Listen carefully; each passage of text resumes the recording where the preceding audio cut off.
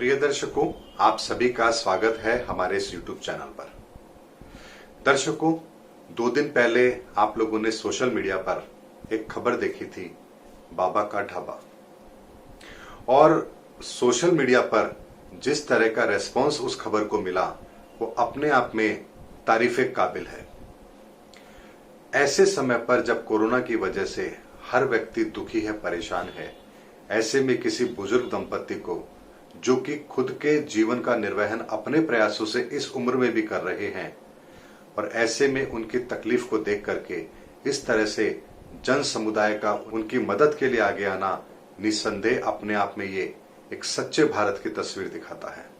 दर्शकों, क्या आपको ये पता है कि हमारे शास्त्र ग्रंथों में दान को क्यों महत्व दिया गया है, और दान भी कौन सा जो मानवता के काम आ सके।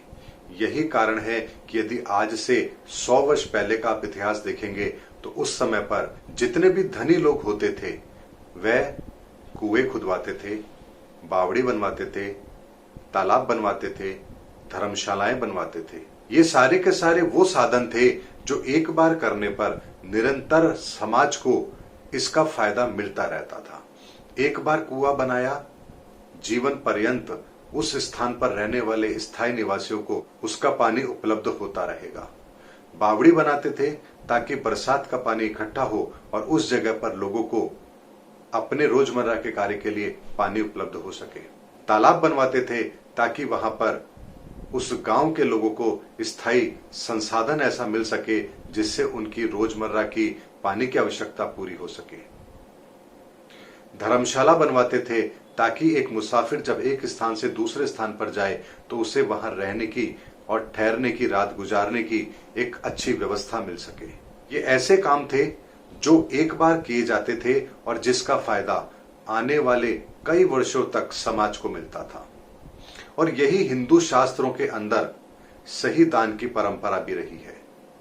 ये दान कभी भी हिंदू शास्त्रों में नहीं कहा गया कि आप 10,000 आदमियों के लिए लंगर लगाएं और 10,000 आदमियों को एक वक्त का भोजन करा के लाखों रुपया खर्च कर दें, क्योंकि एक वक्त के भोजन कराने के बाद दोबारा से उस समाज की स्थिति वही है जो उससे पहले थी। क्योंकि एक वक्त का भोजन करने से कभी किसी इंसान की पूरी जिंदगी की पूर्ति नहीं हो सकती। ऐसे में हमारा एक दिन के लिए किया गया वो लाखों रुपए का खर्च सही मायने में किसी काम नहीं आता है।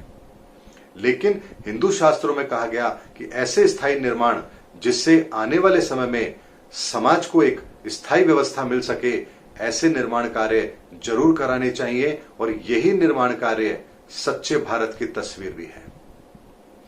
आज जब हम बात करते हैं बाबा के ढाबे की, तो दर्शकों आप देखिए कि आज उस व्यक्ति को खुद के दम पर रोजगार करने का अवसर तो मिला ही है, साथ ही उसके आत्मसम्मान में भी वृद्धि हुई है कि वो ये कह सकता है कि मैं आज भी इस उम्र में भी अपने दम पर अपना पेट पालता हूं। यहां पर यदि हम उनकी कुछ मदद करें, पैसों से, कपड़ों से या खाने की चीजों से, तो शायद वो उस व्यक्ति को अपनी नजरों में गिरा सकती है, क्योंकि किसी का किया हुआ सहयोग थोड़े समय के लिए हमारी परिस्थिति को बदल सकता है, लेकिन स्थायी तौर पर उसे नहीं बदल सकता। लेकिन यदि हम किसी को ऐसी कोई सुविधा दे पाए जिससे वो अपना रोजगार चला सके, अपने जीवन को बेहतर बना सके, तो इससे बड़ा दान, इससे बड़ा परोपकार और कुछ हो ही नहीं सकता। चाहे फिर वो शिक्षा का दान हो, या किसी को रोजगार देने का कार्य हो, या किसी की मदद करके उसको अपने पांव पर खड़ा करने का कार्य हो। ये कार्य जब एक इंसान करता है तो सही मायने में एक असली हिंदुस्तान की तस्वीर उभर कर आती है, क्योंकि हिंदुस्तान तो जाना ही परोपकार के लिए जाता है। सदियों से इतिहास गवाह रहा है कि भारत की संस्कृति ने इस दुनिया को हमेशा दिया है, उनसे लिया नहीं है। चाहे फिर वो नालंदा विश्वविद्यालय हो, या फिर मैथमेटिक्स के सिद्धांत हो, या फिर ज्योतिष का सिद्धांत हो, या फिर आयुर्वेद हो, या फिर योग हो। हिंदुस्तान की परंपरा ये रही है कि उसने सदैव विश्व को कुछ न कुछ दिया है, कभी विश्व से लिया नहीं है। और यही चीज हिंदुस्तान को अपने आप में एक अनोखा देश भी बनाती है। इसीलिए भारत की संस्कृति वो संस्कृति रही है जो लाखों वर्षों से जिंदा है और लाखों वर्षों तक जिंदा रहेगी, क्योंकि हमारे संस्कृति की जड़ें बहुत मजबूत हैं।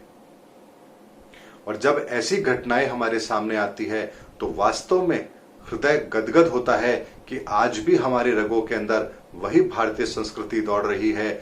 आज भी हम किसी को दुखी देख करके दौड़ पड़ते हैं उसकी मदद करने के लिए, और यही तो हमारे सच्चे भारत की तस्वीर है। और यही तस्वीर मन को सुकून भी देती है।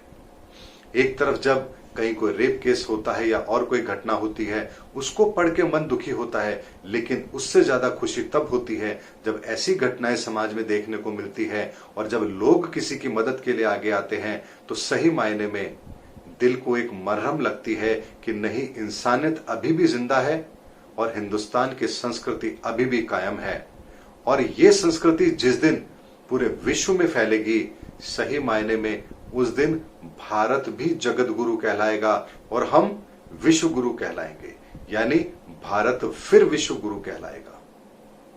दर्शकों, एक छोटी सी घटना ने मुझे बहुत प्रभावित किया, इसीलिए मैं मजबूर हुआ कि आपको इस वीडियो के माध्यम से ये बता सकूं कि असली भारत की तस्वीर यही है।